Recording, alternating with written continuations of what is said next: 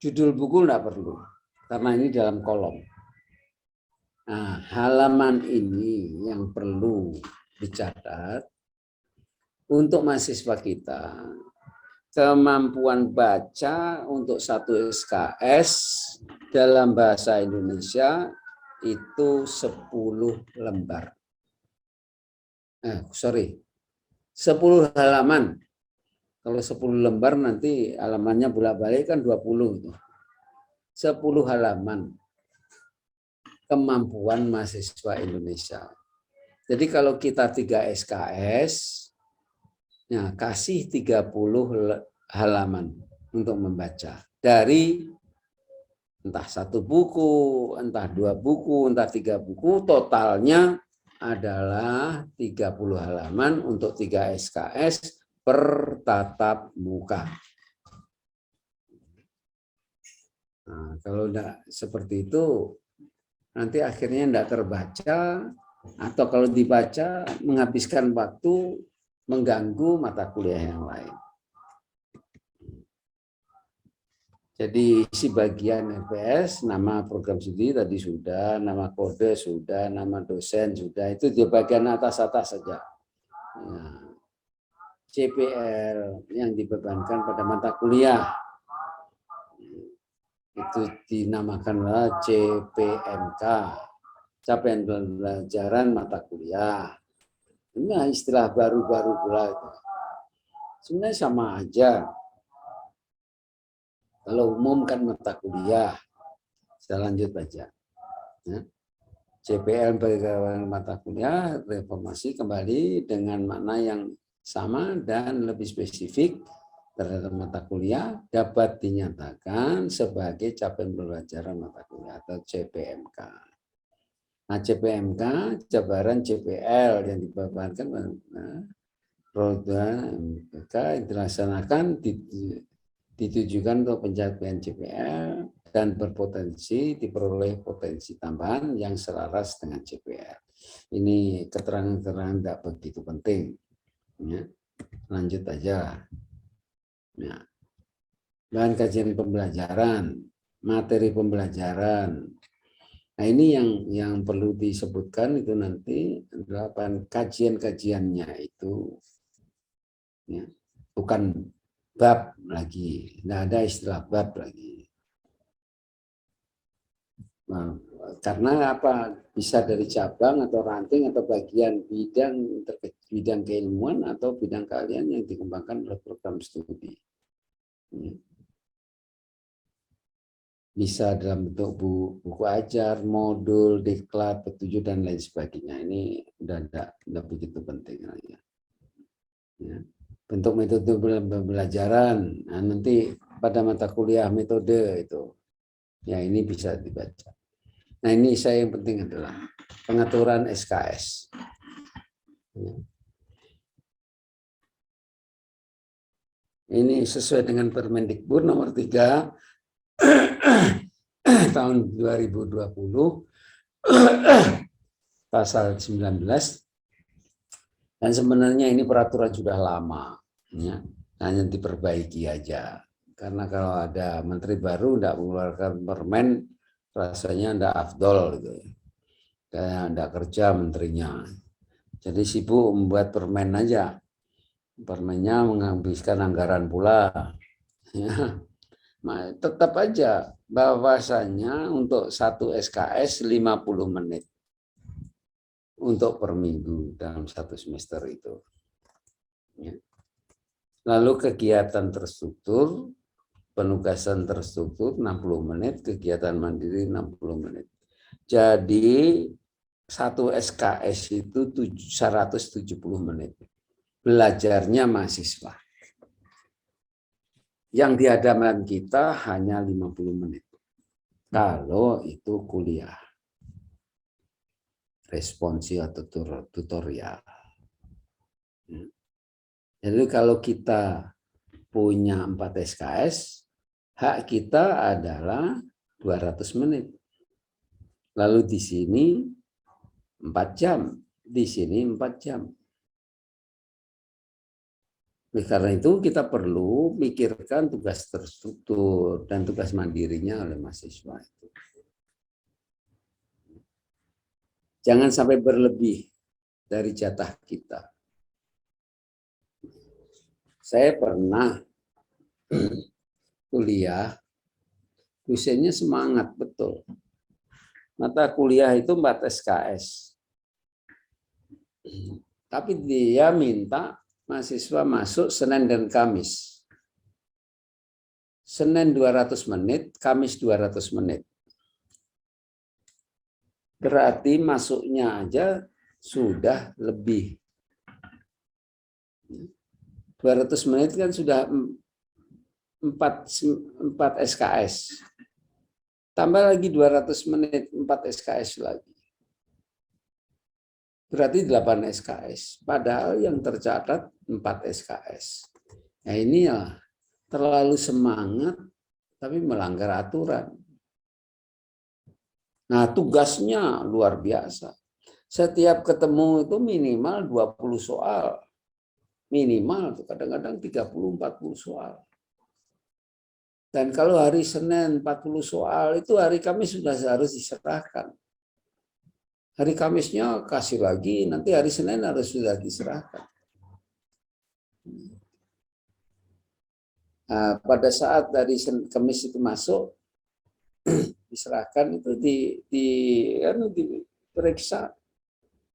Siapa yang tidak masuk itu, dia tidak menyebutkan siapa yang tidak memasukkan, tapi hanya menyebutkan dari jumlah mahasiswa 20 yang memasukkan hanya 10, gitu aja. Nah, siapa yang tidak memasukkan sudah merasa sendiri tersindir. Ya. Akhirnya ada mahasiswa yang komplain agar diganti dosennya. Ya, pimpinan manggil dosennya. Dosennya mengatakan kalau untuk level ini hanya dasar-dasar aja yang saya ajarkan tidak ada gunanya. Kalau saya langsung meloncat ke yang advance, tidak nyambung nanti. Karena yang di tingkat dasar itu kadang-kadang salah pula. Jadi saya harus mulai dari yang baru, dasar-dasar itu. Kalau memang tidak setuju, berhentikan saya, tidak apa-apa. Dosennya ini memang hebat, pandai sekali. Dan dia tidak pelit dengan ilmu. Semua yang dia tahu diajarkan pada kita. Nah itu luar biasa. Tapi ya itu waktunya. Nah ini yang perlu dijaga ya. Dan mahasiswa tidak tahu dengan ini. Sehingga seringkali inginnya ngambil SKS banyak.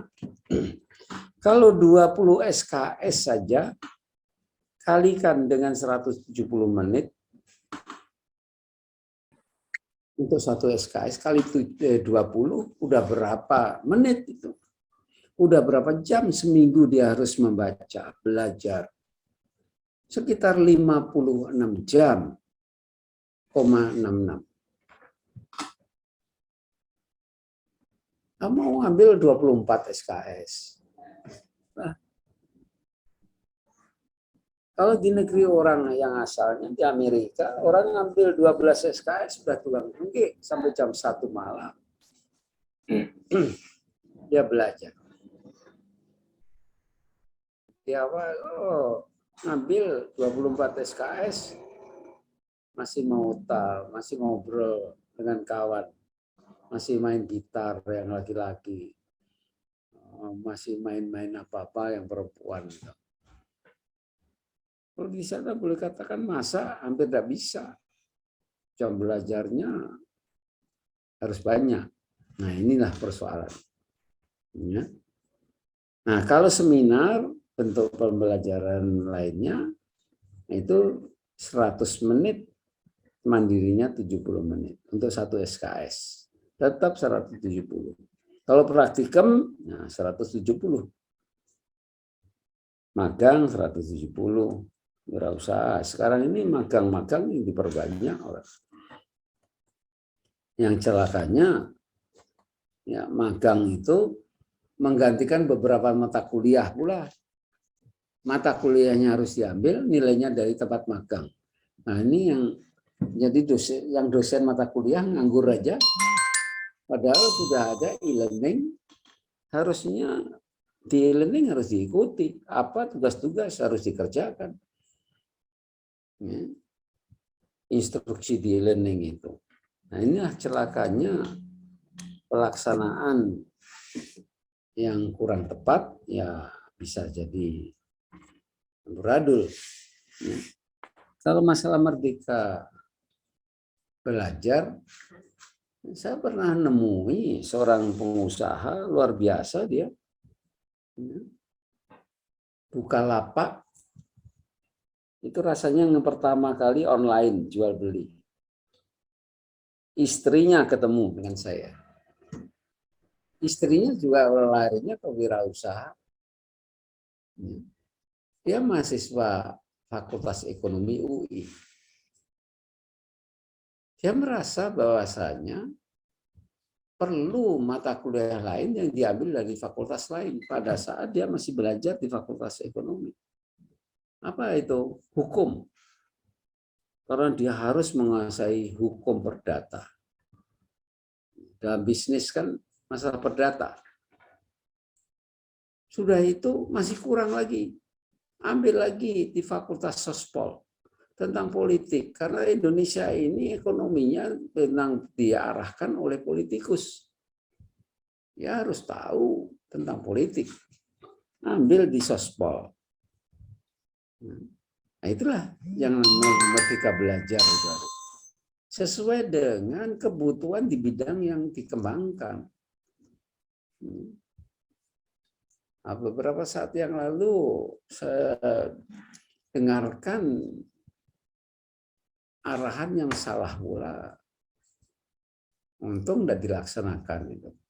Misalnya mahasiswa di jurusan A udah kuliah, tapi dia tidak fokus kepada itu, ke jurusan itu, dia malah fokus ke bidang lain. Boleh katanya. Nah, nanti ijazahnya bidang lain atau bidang A. Kan jadi persoalan itu. Terdaftarnya di bidang A, tapi dia mau ke bidang lain. Harusnya pindah jurusan aja. Seperti dulu ada istilah mata kuliah mayor, mata kuliah minor. Itu kan merdeka belajar itu. Kebebasan. Dan kalau Cengplis, pertukaran pelajar, pertukaran mahasiswa, itu udah lama juga.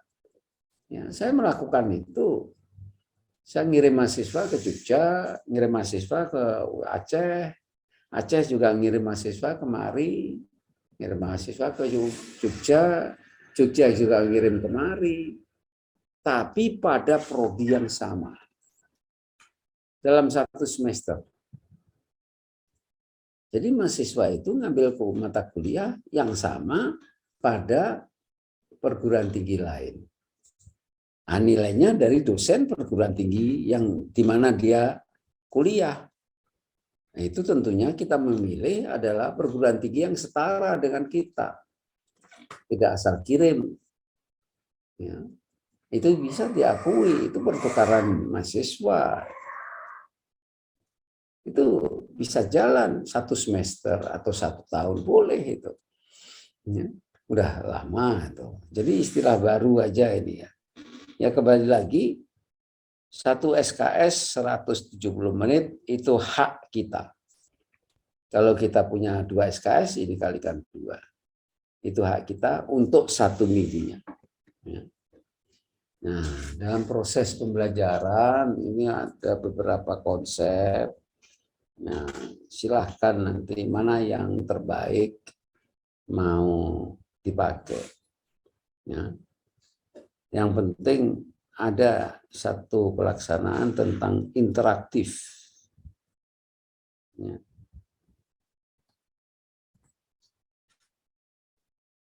Yang jelas dalam proses pembelajaran itu kalau bisa ada interaktif mahasiswa dan dosen. Makanya saya tadi buka, kalau di tengah-tengah ada yang kurang jelas, atau kurang sependapat, silakan langsung bertanya atau mengkritik, tidak ada masalah, ya, supaya ada jalur interaksi, ada komunikasi dua jalur.